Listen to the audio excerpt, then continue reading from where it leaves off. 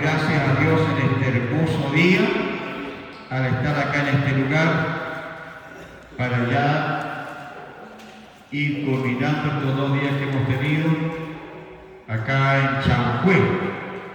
Y saludamos a todos los amigos y hermanos que nos ven a la distancia. Si está conectado nuestro hermano en México, un gran abrazo para él. Argentina y Chile, casi a lo largo de nuestro país también hay gente que está conectada en este mismo instante. Y hermanos que quizás no vinieron acá, que están en su casa conectados, hay un simple abrazo. Que Dios les bendiga.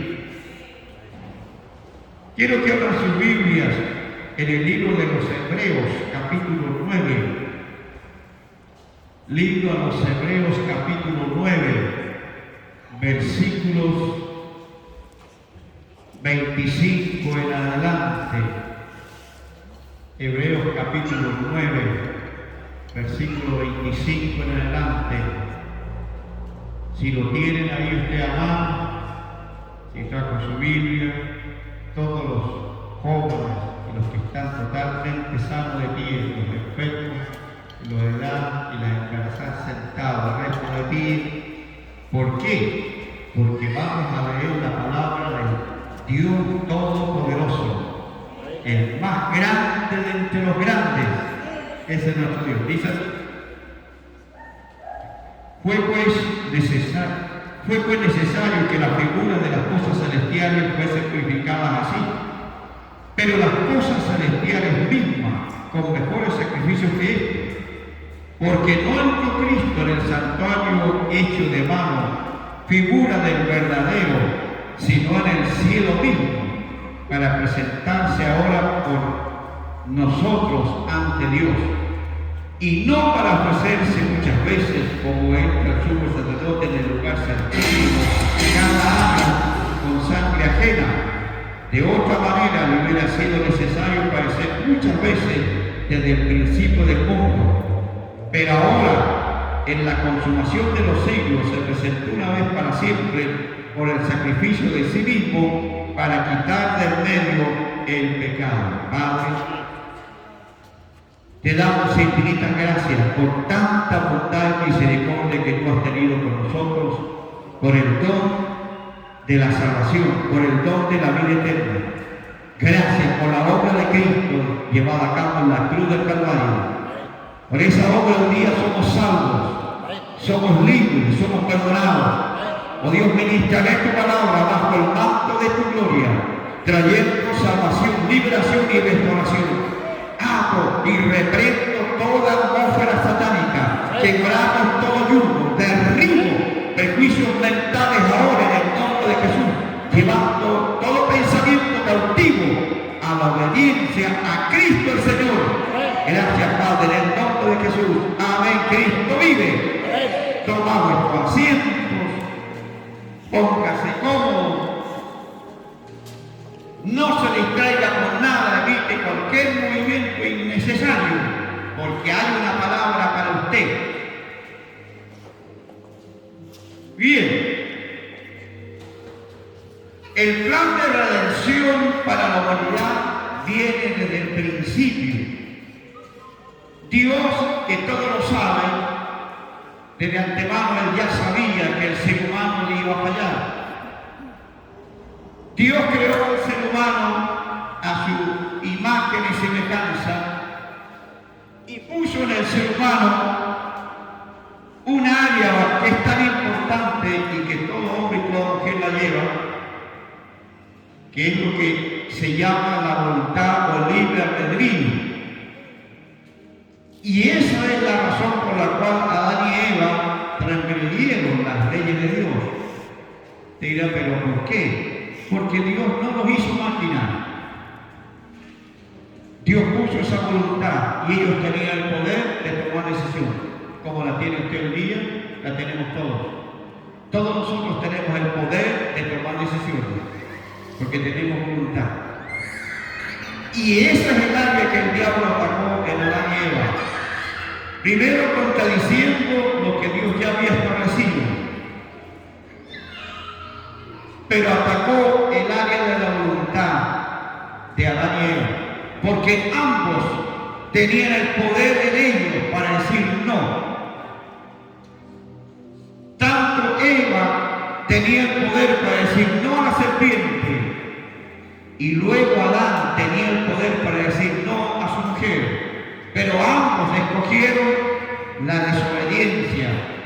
Se dejaron llevar por la influencia diabólica y creyeron las mentiras demoníacas y comieron de lo que Dios dijo nunca debieras de comer, porque el día que de él comieres ciertamente morirás. El fruto prohibido era el fruto del conocimiento del bien y del mal. Cuando Adán y Eva estaban en el huerto de Edén, eran totalmente inocentes. Eran lo que es un bebé hoy día. Los bebés no necesitan arrepentimiento. Los niños que todavía no saben discernir entre el bien y el mal no necesitan arrepentimiento. ¿Por qué? Porque están en la etapa de la inocencia. Adán y Eva vivieron esa etapa dentro del huerto de Edén, pero adultos inocentes, sin pecado. Durante todo el trayecto que estuvieron en el huerto, ahí no se conoció la enfermedad, ni dolor, ni nada, porque estaban en la mismísima presencia de Dios. Pero ellos escogieron la desobediencia y fueron expulsados. Al ser expulsados se rompió la comunión que había entre el hombre y Dios. Porque quiero hacerles notar a ustedes que lo único, hasta el día de hoy, lo único que interrumpe, que impide la comunión que el ser humano pueda tener con Dios es el pecado. No hay otra. El hombre puede ser un pecador impedernido, la mujer igual, pero si viene a Cristo arrepentido, hay perdón de Dios y se restablece esa comunión. Y Dios planificó inmediatamente la redención. Usted sabe que cuando ellos son expulsados, estando en el huerto antes de ser expulsados, Adán y Eva, como tuvieron vergüenza, se cubrieron con hoja de higuera, porque estaban desnudos. Pero eso no era lo que Dios quería, no estaba dentro de la voluntad de Dios, era lo que el hombre, el esfuerzo de ellos para cubrir su maldad. Es lo que también hoy día la gente del ser humano sigue haciendo. Hoy día los seres humanos abrazan una religión para tratar de calmar su conciencia y cubrir en alguna medida su vida interna, su vida oculta. Pero el ser humano, amados, no necesita una religión, necesita un Salvador, que es muy distinto. Ellos se cubrieron con hojas de higuera, pero Dios trajo pieles de animales, chorreando sangre. ¿Qué estaba Dios ya enseñando? Que había un sacrificio. Hubo un sacrificio de víctimas inocentes. Esos animales no tenían ninguna culpa de lo que Adán y Eva habían hecho, pero murieron en su lugar. Era Adán y Eva los que tenían que haber muerto inmediatamente, pero Dios tuvo compasión. Sacrificó animales, derramó su sangre y trajo las pieles a ellos y fueron cubiertos. Dios ya anunciando de antemano que vendría el día cuando la sangre estaría ahí vigente, estaría presente para restaurar la relación del ser humano que estaba rota. Y luego pasan años, Dios le da una orden a Moisés que construya un tabernáculo. Eso es lo que está hablando acá el libro de los Hebreos. Moisés tuvo una experiencia profunda con Dios. Dios le reveló a él las medidas exactas, una copia del original. Moisés no tenía el original, solo una copia. Pero para que usted vea que Dios es tan especial, le dio medida, figura del verdadero, y lo hizo. Al menos se componía de dos partes importantes. Hay varias más, están los atrios, pero las más importantes, lugar santo y lugar santísimo. Lugar santo donde estaban los sacerdotes, lugar santísimo donde estaba el arca del pacto, el arca de la presencia de Jehová, el arca del testimonio. Sobre esa arca estaba el propiciatorio. El propiciatorio y el arca estaban cubiertas por dos personajes celestiales alados que con sus alas cubrían ese lugar. Y cuando el pueblo pecaba, y que sin duda que lo hacía día tras día, el sumo sacerdote entraba a ese lugar, pero primero por sacrificios por sí mismo. ¿Por qué razón? Oiga bien este detalle, porque era pecador. Entonces tenía que presentar sacrificios por sí mismo primero y luego por el pueblo. Si el sumo sacerdote entraba al lugar santísimo sin presentar primero ofrenda por sí y entraba al lugar santísimo, le significaba una muerte instantánea. ¿Por qué tenía que morir? Porque la paga del pecado es muerte. Y dice la Biblia que entraba al lugar y traía un hisopo untado en sangre, y con ese chorreaba el propiciatorio. La palabra propiciación significa amortiguar, apaciguar o aplacar. Ahí venía la sangre de un cordero inocente, de un buey inocente, de un cabrito inocente, de una paloma, una tórtola, un palomino. Esa víctima no tenía ninguna culpa, pero su sangre estaba ahí. Y cuando la ira de Dios descendía como un rayo para castigar el pecado al pueblo, venía en esa dirección, al propiciatorio, en el lugar santísimo. Pero había algo sobre ese lugar que frenaba, que aplacaba su ira, que amortiguaba la ira de Dios y satisfacía sus demandas. ¿Qué cosa era? La sangre de una víctima inocente que estaba ahí. Esa sangre era suficiente para frenar toda la ira, porque si usted nunca ha oído de lo que les voy a decir, Dios es todo amor, es amor, pero también es fuego consumidor. No se olvide que Dios ha destruido ciudades de los tiempos antiguos, donde no ha escapado casi nadie. No se olvide que Dios ha abierto la tierra y hay familias completas que han sido tragadas a causa de la rebelión, del pecado. Quiero decirle que ese Dios no ha cambiado. El Dios que hoy día estamos aquí nosotros adorando es el mismo. El mismo Dios que cuando se enfurece no hay quien lo detenga. Solo un botón le voy a dar quién es Dios, el poder que tiene, es todopoderoso. Dice que cuando Él mira, solo una mirada a la tierra, toda la tierra tiembla. Dice que habla a la humanidad a través de los relámpagos, a través de los truenos. Nunca la ciencia ha logrado entender por qué. Dan explicaciones, pero la verdad es que no saben por qué se produce algo tan impresionante. ¿Por qué hasta los animales huyen cuando está tronando? Porque Dios está hablando. Dios a través de todos los tiempos ha hablado con voz de trueno. Por eso es que usted se le erizan los pelos cuando truena muy fuerte. Pero si somos conscientes, vamos a la Escritura, Dios está hablando. Y luego que la ira de Dios se aplacaba y el sumo sacerdote veía que él no moría, qué felicidad para él, porque significaba que Dios primero había aceptado la ofrenda que él trajo y había aceptado la ofrenda que él traía en beneficio del pueblo. No sé cuánto tiempo él pasaría ahí dentro adorando a Dios en el lugar santísimo, que no es otra cosa que la mismísima presencia de Dios. Yo no sé cuántos de ustedes tienen su propio lugar santísimo en su casa. Yo pensé que acá se escuchaba un amén estremecedor. Su propio lugar santísimo, donde usted entra, se postra y adora.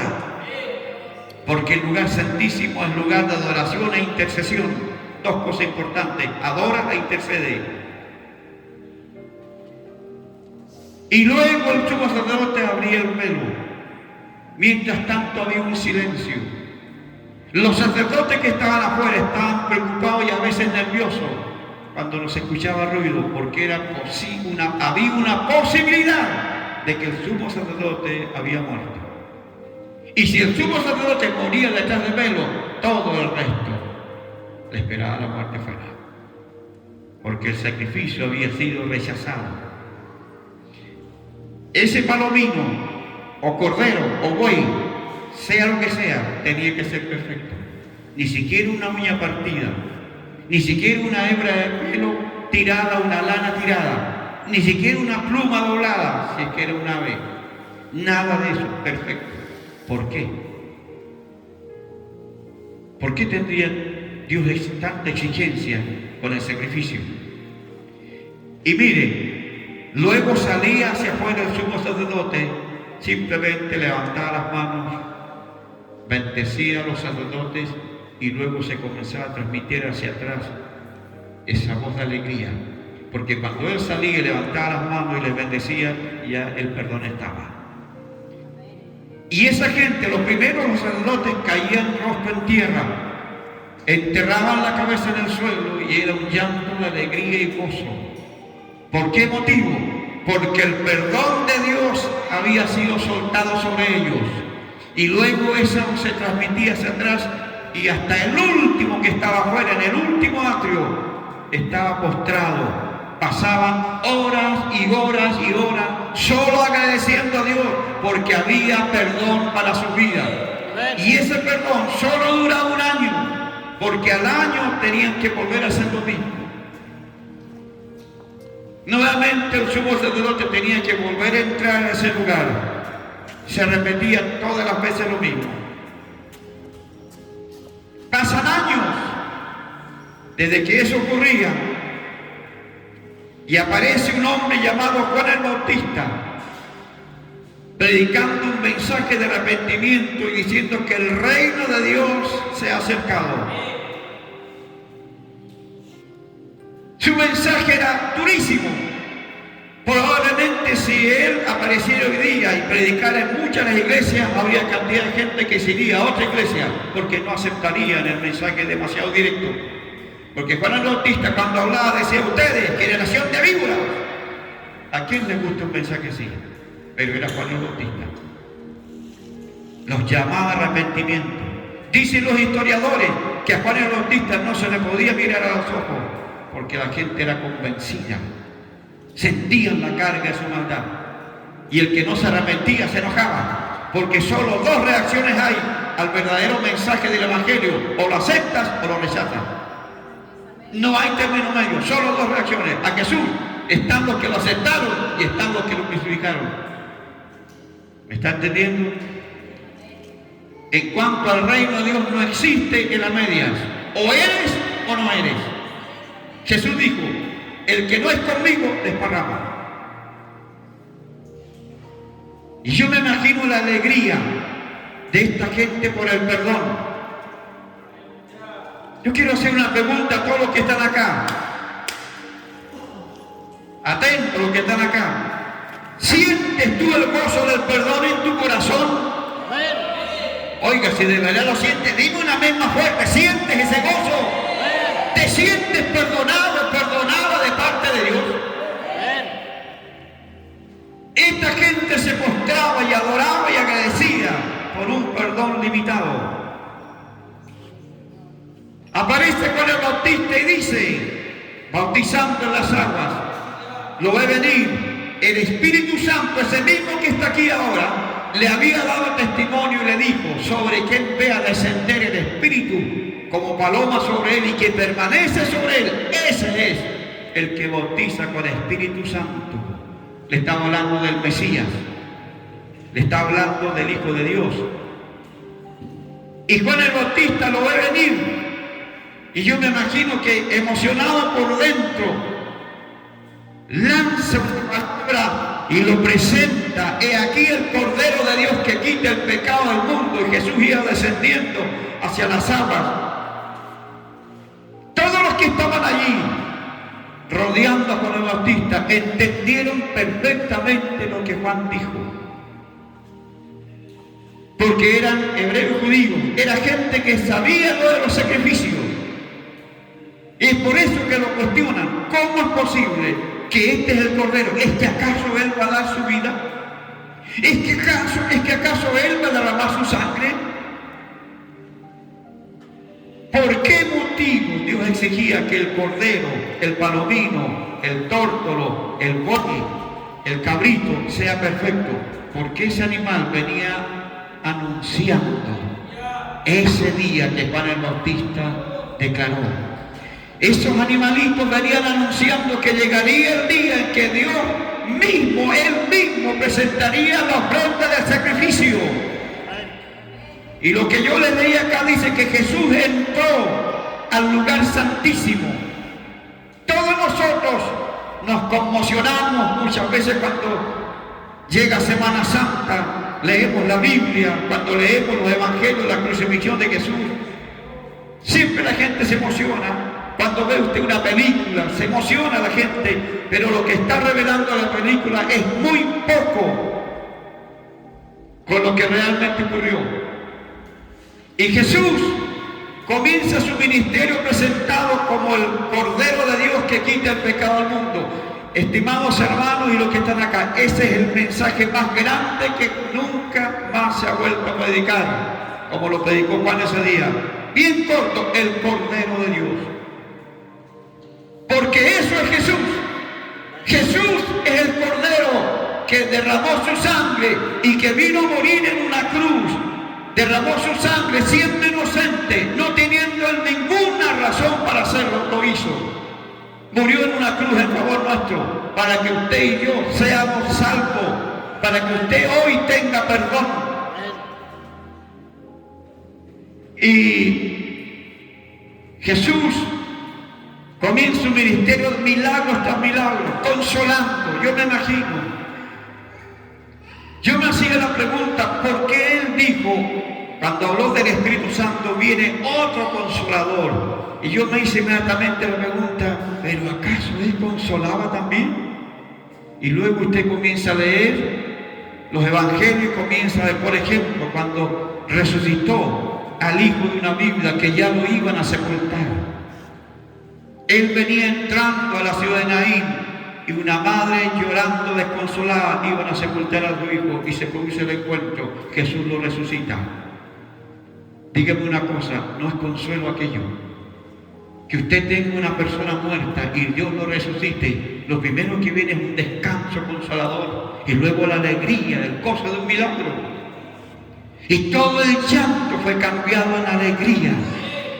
La tristeza, como dice el Salmo, en baile, en gozo, en fiesta. Pero terminó en una cruz.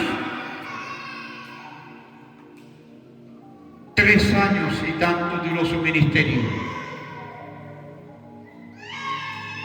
Y termina clavado, pero antes de clavado fue azotado. 39 latigazos cayeron sobre su espalda. Si usted ha leído el Salmo 22 e Isaías 52, la parte final, y todo Isaías 53, usted sabrá que a Jesús no le quedó nada bueno. Que en los azotes y golpes y escupos que le dieron, y luego los 39 latigazos, a Jesús lo dejaron irreconocible como ser humano. No tenía ninguna apariencia de ser humano. Quedó totalmente desfigurado. La pintura nos ha engañado por años, el arte de la pintura. También los buenos actores que con muy buena intención lo han hecho. Pero si alguien quisiera pintar lo que la Biblia nos muestra, no tendría que pintar. O probablemente pintaría algo monstruoso, porque así quedó Jesús. Dice, repugnante. Para que usted vea, si Dios está diciendo, desfigurado, sin parecer, despreciado, en una forma, su apariencia era repugnante, totalmente fuera de nuestro raciocinio. Así quedó. Salmo 22 dice que le arrancaron las coyunturas, se las sacaron del lugar a golpes. Salmo 22 sigue diciendo que su lengua se le pegó al paladar. Escuchaba a científicos, cristianos y no cristianos, en una mesa redonda opinando y diciendo todo lo que dice de él es cierto. Médico científico, porque está comprobado que si un ser humano llega a padecer una carga emocional, diríamos totalmente extrema, eso le puede pasar. Pero ¿por qué le pasó esto a Jesús? ¿Por qué? Porque la crucifixión, lo último que han encontrado los arqueólogos es una crucifixión donde quedan sorprendidos, que esa por tierra, todos los que hasta aquí también nosotros hemos aprendido, encuentran una crucifixión donde un hombre está en cuclillas, estás semi en cuclillas, así, pero torcido hacia allá. Desde aquí para arriba mirando hacia el frente, pero doblado de costado. Y encuentran restos de madera que van sobre los pies y clavos enormes que están pasando primero la madera y luego los dos pies.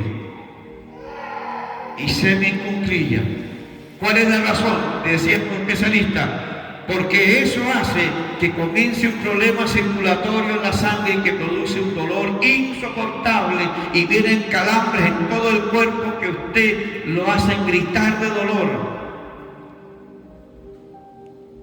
Pero mi Biblia dice, Jesús ni siquiera abrió su boca. Con todo el dolor que eso estaba significando en su cuerpo, enmudeció. ¿Por qué? Porque estaba anunciado 700 años antes, como cordero fue llevado al matadero. O sea, todo lo que Dios dijo de él se cumplió. No es que Jesús no sentía dolor, porque era hombre. Y luego, dicen los especialistas, eso hace que una fiebre impresionante lo comience a quemar por dentro. Y como está el problema de la circulación y se va desangrando, el corazón comienza a inflamarse al extremo de estallar. Eso está anunciado en el Salmo 22. Su corazón se derretió como cera dentro de él. Y está comprobado científicamente que sí se puede pegar la lengua en el paladar con la fiebre y la sed. ¿Tuvo sed? Sí tuvo. ¿Pidió agua? Sí pidió. ¿Qué le trajeron? Vinagre con hielo. Pero ¿sabe usted que esa actitud de traer vinagre con hielo fue un acto de un chispazo de compasión de los verdugos? ¿Sabe usted por qué? Porque eso era un calmante para los dolores, pero la rechazó. ¿Por qué la rechazó? Por amor a ti. Quiso sufrirlo todo en carne propia para que tú no vayas a ese lugar. Si el objetivo principal de Jesús ha sufrido tanto es para que el ser humano no vaya al infierno, no vaya a condenación. Estimado, hay un infierno que es real, pero también hay un cielo que es real. Y Jesús ahora, después de haber resucitado entre los muertos, ascendió al cielo y está ahora a diestra de Dios Padre, en el lugar santísimo, allá arriba, en el original. Ahí está. En el verdadero, dice Hebreo, ahí está sentado a la diestra del Padre, intercediendo por toda la humanidad. No está Pablo a la diestra, tampoco Pedro, tampoco Juan, tampoco María. Jesús está a la diestra. Y el apóstol Pablo enseña, porque hay un solo Dios y un solo mediador entre Dios y los seres humanos, los hombres, Jesucristo, hombre. Porque Él es el que pagó el precio por nosotros. Nadie más lo ha pagado. Nadie más. Los apóstoles fueron grandes apóstoles. María fue una mujer como, no sé si habrá alguna otra en este mundo como ella fue. Temerosa de Dios. Apartada del mal. Sencilla, humilde. Dios escoge su vientre. ¿Para qué nos escogió? Para que ella en su vientre traiga al Salvador del mundo, Jesús. Jesús es el que salva. Jesús es el que perdona. Jesús es el que está ahora intercediendo por ti a la diestra del Padre. Dice Hebreo, se abrió el velo. Y ahora usted, amados hermanos, los que ya son convertidos, cuando usted ore, crea que usted entra a la presencia de Dios, a este lugar santísimo. Y lo primero que usted tiene que hacer es adorarle. Usted dirá, pero yo no sé tocar instrumento, no sé cantar, ¿cómo le adoro? No hay problema, porque adorar no solo se le adora tocando un instrumento, cantando, se le adora hablando. La adoración encierra todo lo que Dios es. Por ejemplo, si usted comienza orando y usted cree que encierra todo lo que Dios es, usted va a comenzar a decirle: Señor, tú eres santo. Santo, santo, santo. Eres magnífico, eres altísimo, eres eterno. Eso es adoración. Y luego usted le alaba. ¿Por qué le alaba? Por los beneficios que usted ha recibido, por la obra de la cruz en el Calvario en favor nuestro. Yo le alabo por todo lo que hizo en favor nuestro. Yo le agradezco por el perdón de mis pecados. Le alabo por su sangre derramada en la cruz por mí.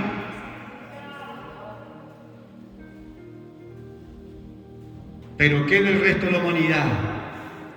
Mi pregunta es: ¿qué va a responder usted hoy día a ese Dios que le amó de tal manera que entregó a su único hijo en la cruz? A veces hay personas que me han dicho: pastor, a mí nadie me ama, a mí nadie me entiende. Decirle a esa persona eso no es cierto, probablemente le parta más el corazón. ¿Por qué no es cierto? Probablemente sea cierto que la familia, los amigos, todos le dieron la espalda. Eso ocurre. Pero Dios te sigue amando. Dios te sigue amando. Aunque todos te desprecien, Dios jamás te dejará. Nunca te abandonará. Te sigue amando y te está llamando. La gente dice: yo espero que algún día Dios me llame. Ese es un engaño demoníaco, porque Dios todos los días está llamando. La Escritura dice: hoy es el día de salvación, hoy. Pero el ser humano le gusta poner obstáculos, poner prejuicios para no venir a Cristo. Cuando Dios me llame, yo iré. Dios llama todos los días, usando todos los medios. No va a venir Él personalmente a decirte: hoy es tu día, quiero perdonarte. Usa todos los medios posibles, allá en el trabajo, donde tú vayas. Por último, tuviste un sueño que te hizo preocupar. Dios llama de diferentes formas y lo hace todos los días. Mientras la trompeta final no suene, Dios se está llamando a la humanidad al arrepentimiento. Quiero terminar diciendo que hay dos tipos de personas en este mundo: los que viven con esperanza y los que viven sin esperanza. Y hay dos tipos de personas en este mundo: los que alcanzaron a ser salvos y los que estuvieron a punto de ser salvos. Te la voy a explicar. Llevo años pastoreando, ya voy a cumplir 35 años pastoreando y he visto hartas cosas. Y he estado ahí en personas que me han mandado a buscar para arrepentirse y convertirse, entregan su vida a Cristo y murieron. Estaban perdidos un minuto atrás, iban al infierno un minuto atrás, pero aprovecharon el último minuto y se arrepintieron y son salvos. Usted dirá: pero es tan fácil. Así es. Jesús estaba clavado junto a dos malhechores. Uno dijo: Señor, cuando vengas en tu reino, acuérdate de mí. Jesús dijo: hoy estarás conmigo en el paraíso. Es decir, el solo hecho de creer que yo soy el Señor, eres salvo. Te perdoné. ¿Qué le parece? Pero también están los otros que tuvieron la oportunidad de ser salvos. La tuvieron, no la aprovecharon y murieron. También los he visto. Y es extremadamente triste. Le dije a un hombre una vez predicando en un campo, estoy hablando, le dije: Dios me dice que esta es tu última oportunidad. Yo sabía su reacción, se molestó y me hizo así, me dijo: a mí nadie, no me gusta que nadie me presione. Seguí predicando. Al otro día cayó de una escalera en los hombros, andaba con una mujer que no era su mujer, engañando a su señora, cayó de arriba, vuelta abajo. Cuando le hicieron la autopsia, el médico dijo: este hombre, cuando se le partió la cabeza en el cemento, ya estaba muerto, murió de pie.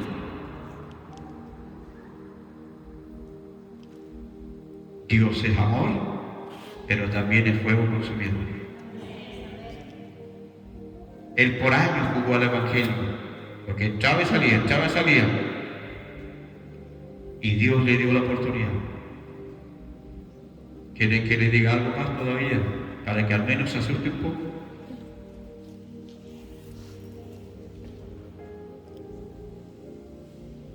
En un lugar le dije, con matrimonio joven, Dios les está llamando hoy día a ustedes. Se burlaron atrás de la última banca. Vino el aluvión y murieron. ¿Alguien no estará en peligro hoy aquí? ¿Alguien no estará aquí postergando? Más allácito, Señor, más allácito. Tú no conoces el más allá. Tú no sabes lo que mañana va a ocurrir. Hoy estamos aquí llenos de vida, pero mañana podemos estar dentro de un cajón y todo el resto llorando por ti. Porque así es. Nadie sabe cuántos días nos quedan de vida.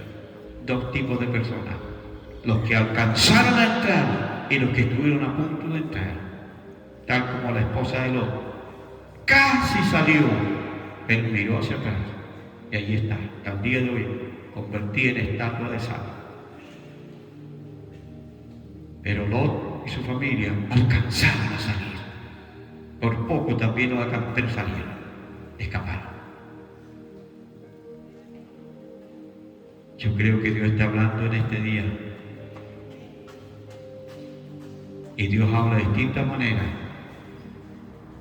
En una ocasión escuchamos la experiencia de una dama que se convierte a Cristo y me cuenta su testimonio. Dice: pastor, yo fui atropellada por una camioneta en el campo.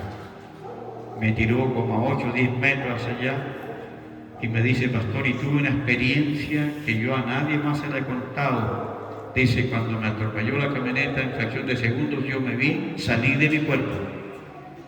Y veía como mi cuerpo saltaba y la conductora bajó y gritaba y se tomaba el pelo y me movía y si mi cuerpo saltaba. Y comenzó a elevarse con otro cuerpo y siguió elevándose hasta que de pronto viene un personaje que no le vio rostro porque era tan impresionante y le dice: vuélvete porque te estoy dando la última oportunidad. Y volvió a la vida. Y comenzó a sentir ahí donde estaba todo el dolor que significa estar toda quebrada. Y yo le dije: ¿y usted se convirtió inmediatamente? No, digo, pasaron 2 años que seguí con mis placeres y delitos, haciendo lo que yo quería hacer. Después de 2 años entregó su vida a Cristo. ¿Qué es lo que le pasó a ella? El verdadero usted es el que vive dentro de ese cuerpo. Ese es el verdadero usted. El cuerpo deja de existir y queda sin vida, pero usted sigue viviendo y consciente de sí y consciente de todo lo que lo rodea, con la diferencia que nadie ve a dónde va ese espíritu. Y hoy día es tiempo tarde de reflexión. Colóquense de pie y vamos a orar al Señor. Nadie se distraiga, eviten salir ahora para afuera ni al baño, porque este es el momento más difícil. Es ahora donde comienza la lucha. Dios está aquí y quiere salvar, pero el diablo va a usar cualquier distracción para que usted no se convierta. Este es el momento. En el poder del nombre de Jesús, sujeto todo poder diabólico ahora bajo el poder del nombre de Jesús.